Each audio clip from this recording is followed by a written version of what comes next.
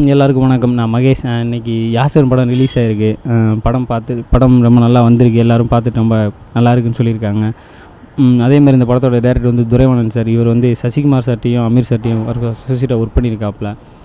இந்த படத்தில் கேமராமேனாக பாபன் ஒர்க் பண்ணியிருக்காரு. அவர் வந்து புதுசாக தான் வந்து ஆல்ரெடி கேவி ஆனந்த் சார்ட்ட ஒர்க் பண்ணியிருக்காப்புல. இந்த படத்தில் ஏன் கேரக்டரை பற்றி சொல்லணும் அப்படின்னா, மதுரையில் வந்து படித்து முடிச்சுட்டு ஜாபுக்கு ட்ரை பண்ணிட்டு இருக்க ஒரு பையனை தான் இந்த படத்தில் நான் பண்ணியிருக்கேன். செகண்ட் ஹாஃப்லேயும் டோட்டல் ஒரு வேரியேஷன் இருக்கும் படத்தில். எல்லாருக்கும் படம் பார்த்தவங்க எல்லோரும் இது வரைக்கும் நம்ம நல்லா பண்ணியிருக்கீங்கன்னு சொல்கிறாங்க. கண்டிப்பாக நீங்களும் இதுக்கு சப்போர்ட் பண்ணுன்னு கேட்டுக்கிறேன். அங்கடுத்திற்கு சப்போர்ட் பண்ணாமல் இந்த படத்துக்கு சப்போர்ட் பண்ணுன்னு கேட்டுக்கிறேன். தேங்க்யூ. எல்லாருக்கும் வணக்கம். நான் நிரஞ்சனா, யாசகன் படத்தோட ஹீரோயின். இதனோட ஃபஸ்ட் தமிழ் மூவி. இந்த டைரக்டர் வந்து துரைவாணன் சார், கேமரா வந்து பாபு சார், ஹீரோ அங்கே எடுத்துகிட்டு பண்ணி மகேஷ் தான். இது என்னோடய ஃபஸ்ட் மூவி. இந்த படத்தினோட கேரக்டர் வந்து Shalini. Full and full Madurai based subject தான். மதுரையில் தான் ஃபுல் அண்ட் ஃபுல் ஷூட் பண்ணியது. என்னோடய கேரக்டர் வந்து ஒரு வெரி பப்ளியாக, வெரி பால்டாக, எப்போவுமே வெரி ஆக்டிவாக இருக்கணும் ஒரு கேரக்டர்.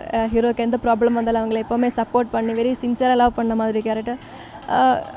இந்த மூவியில் ஒரு சோஷியல் மெசேஜ் கூட சொன்ன மாதிரி மூவி தான். எல்லாருக்கும் பிடிக்கிற மாதிரி ஒரு மூவி. மகேஷ் வந்து ஆல்ரெடி ஒரு படம் பண்ணியிருக்காங்க, அடி தெரு. எல்லோரும் பார்த்துருக்கோம் அந்த படம். நானும் பார்த்துருக்கேன். அப்போவே எனக்கு தெரிஞ்சது இஸ் எ வெரி குட் பெர்ஃபார்மர்னு.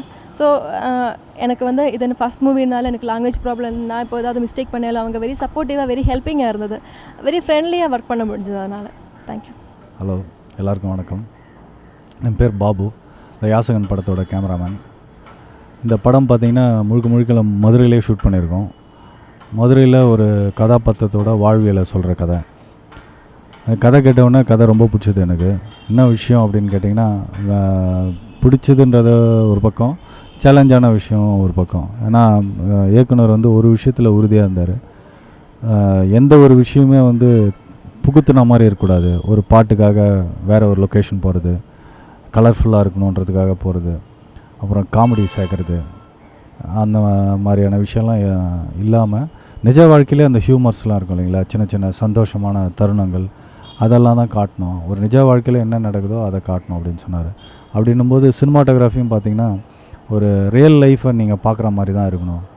ஒரு ஆர்டிஃபிஷியல் லைட்டிங்கில் ஒரு அந்த மாதிரியான லைட்டிங்லாம் இருந்ததுன்னா அது கதையை விட்டு வியூவர்ஸ் வெளியே போயிடுவாங்க. அப்படின்றதுனால ஒரு நேரடியாக நீங்கள் ஒருத்தரை பார்க்குறீங்கன்னா எப்படி இருப்பாங்களோ அதுபோல் ஷூட் பண்ணணும்போது அதுக்காக டிஜிட்டல் வெர்ஷனில் போனோம்.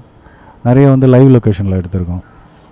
சில சீன்ஸ்லாம் பார்த்திங்கன்னா ஆர்டிஸ்ட்டுக்கு கேமரா எங்கே இருக்குன்னே தெரியாது, பப்ளிக்கும் தெரியாது, கோ ஆர்டிஸ்ட்டுங்களுக்கும் தெரியாது. இயக்குனர் வந்து அந்த மாதிரியான சீன்ஸ்லாம் க்ரியேட் பண்ணியிருந்தார், லைவாக ஷூட் பண்ணோம் அப்படின்னு சொல்லிட்டு. அந்த சாங்லாமே பார்த்திங்கன்னா நிறைய லைவாக வந்து மகேஷ் வந்து அந்த ரோட்லலாம் நடந்து போகிறது, ரொம்ப டிராஃபிக்கான இடத்துல கூட போகிறது வருது, அந்த மாதிரிலாம் எடுத்திருக்கோம். வணக்கம். நான் யாசகன் படத்தோட டைரக்டர் துரைவாணன் பேசுகிறேன். இந்த யாசகன் படம் இன்றைக்கி திரைக்கு வந்து வெற்றிகரமாக ஓடிக்கிட்டு இருக்குது. அதுக்கு மிகப்பெரிய காரணம் உங்கள் சப்போர்ட்டு. அதாவது நல்ல சினிமாவுக்கு எப்போயுமே வரவேற்பு இருக்கும் அப்படின்ற நம்பிக்கை எனக்கு எப்போது உண்டு. அது இப்போ வந்து நிறைவேற்றப்பட்டிருக்கிறது.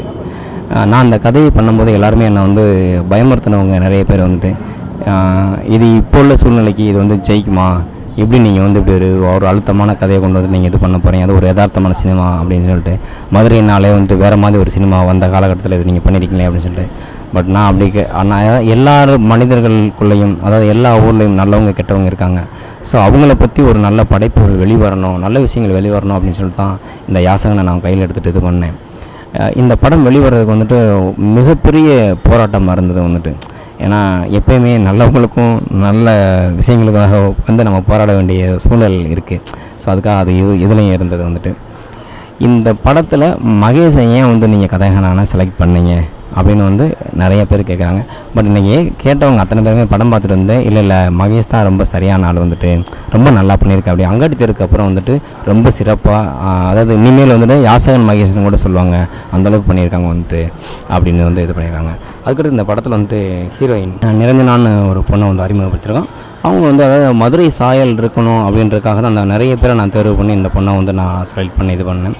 அவங்க பார்த்திங்கன்னா நேரில் பார்க்குறதுக்கும் அவங்க இந்த படத்தில் நடிச்சிருக்கும் ரொம்ப வித்தியாசமாக இருக்கும் வந்துட்டு. அப்புறம் ஒரு படத்துக்கு ஒளிப்பதிவாளர் வந்து ரொம்ப முக்கியம். அதாவது நாம் நினைக்கிற விஷயங்களை அப்படியே வந்து கொண்டு வரணும் அப்படின்றப்போ இதை யார் ஒளிப்பதிவாளர் ஆக்கலாம் அப்படின்றப்போ என்னோடய நண்பர் மூலிமா தான் பாபு வந்து அறிமுகமானார். அவர் வந்து கேவி ஆனந்த் சார்கிட்ட வந்துட்டு ஒரு 10 படங்களுக்கு மேலே அசோசியேட்டாக ஒர்க் பண்ணியிருக்காரு வந்துட்டு. அவரை சந்தித்த ஒரு 10 நிமிஷத்துலேயே வந்து என்னை அவர் இம்ப்ரெஸ் பண்ணார் வந்துட்டு. அப்போ வந்து அடுத்த நாள் வர சொல்லி இந்த கதையை சொன்னேன். கதை சொல்கிறேன்னா இந்த ப்ராஜெக்டில் நான் எப்படியாவது இருக்கணும் சரி அப்படின்னு சொன்னாங்க. ஏன் என்ன சொல்கிறீங்க அப்படின்னு, உண்மையிலே கதை ரொம்ப பிடிச்சிருக்கா அப்படின்னு கேட்டேன். இல்லை நான் வந்து சினிமாவுக்கு வந்தால் கேவிஆனந்த் சார்கிட்ட தான் சேரணும்னு முடிவு எடுத்து அவர்கிட்ட தான் இது பண்ணேன், சேர்ந்தேன். அதே போல் நான் சினிமா பண்ணும்போது ஒரு நல்ல படம் பண்ணணும்னு நினச்சேன். ஸோ இந்த மாதிரி ஒரு சினிமா தான் பண்ணணும்னு நினச்சேன். ஸோ இந்த ப்ராஜெக்டில் நான் இருக்கணும் அப்படின்னு நினச்சாரு. அவர் என்ன நாங்கள் 2 பேரும் வந்துட்டு எப்படின்னா இதுதான் வரணும் அப்படின்னு சொல்லிட்டு முன்னாலே பேசி முடிவெடுத்து இதை வெளியில் கொண்டு வரணும் அப்படின்னு முடிவு பண்ணால் இது வந்து இன்றைக்கி பிரமாதமாக வந்திருக்குன்னா அவர் ஒரு காரணம். அப்புறம் ஒரு படத்துக்கு இசை ரொம்ப ரொம்ப முக்கியம். நண்பர் சதீஷ் சக்கரவர்த்தியை நான் வந்து ஒரு நண்பர் மூலியமாக தான் எனக்கு அறிமுகம் பண்ணார்.